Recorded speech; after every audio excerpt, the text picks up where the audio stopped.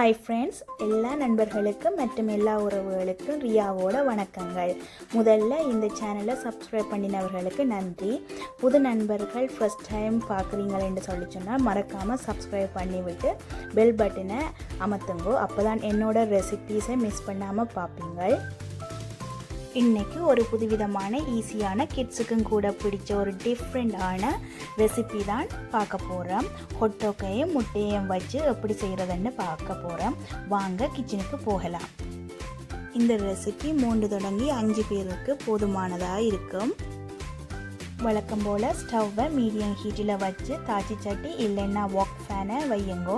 சட்டி சூடானதும் 7 தொடங்கி 10 மேசக்கரண்டி அளவான நல்லெண்ணெயை விட்டு சூடானதும் சின்ன சரிச்சு வெட்டினா ஹொட்டோக்கை போட்டு பொரிய விடுங்கோ.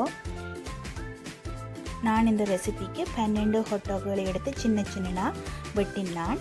அதோட ஹொட்டோக்ஸை போட்ட அப்புறம் இடக்கிடையே கிளறி விட்டு கொள்ளுங்கோ. 50 வீதம் பொரிஞ்ச உடனே சின்ன வெட்டி வச்சிருக்கிற 1.5 கப் அளவான வெங்காயம் போட்டு நல்ல வடிவாக வதங்க விடுங்கோ.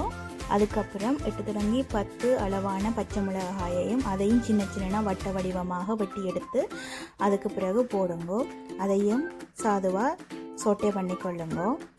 ஆகலும் ப்ரௌனாய் வார அளவுக்கு பொரிக்க வேண்டாம். ஹொட்டாக் பொரியறதுக்கு ஒரு 2 to 3 minutes காணும்.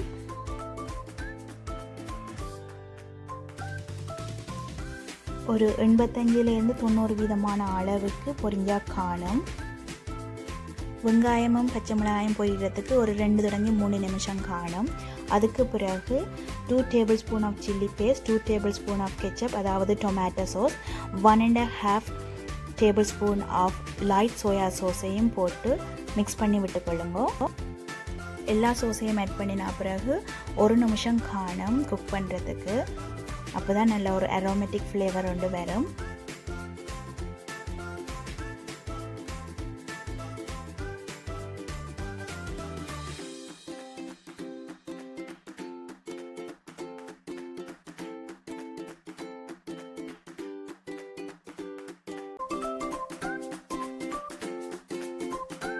அதுக்கப்புறம் 3 முட்டையை எடுத்து இதை மாதிரி நடுவ விட்டு கொள்ளுங்க.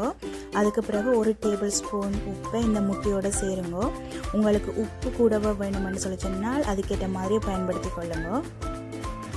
அதுக்கு பிறகு உப்பையும் முட்டையையும் சேர்த்து மெல்லமாக ஸ்டர் பண்ணி கொள்ளுங்க.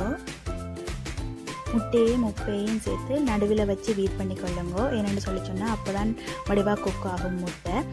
முதல்ல இந்த கொட்டை கூட இந்த முட்டையை மிக்ஸ் பண்ணாதீங்க.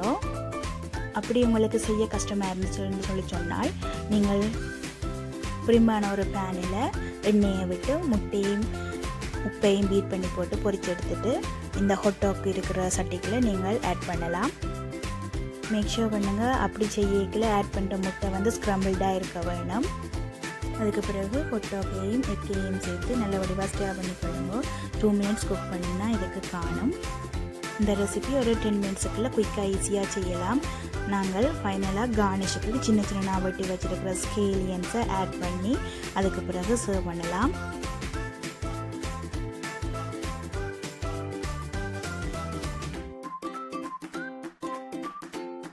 பாருங்கள், சூப்பராக இந்த hot dog and egg stir fry ready ஆகிடுச்சுது.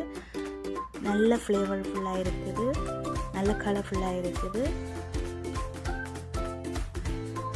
இந்த ரெசிபியை சோறு மற்றும் பிட்டோட சாப்பிட சூப்பராக இருக்கும். நீங்களும் செஞ்சு பாருங்கள்.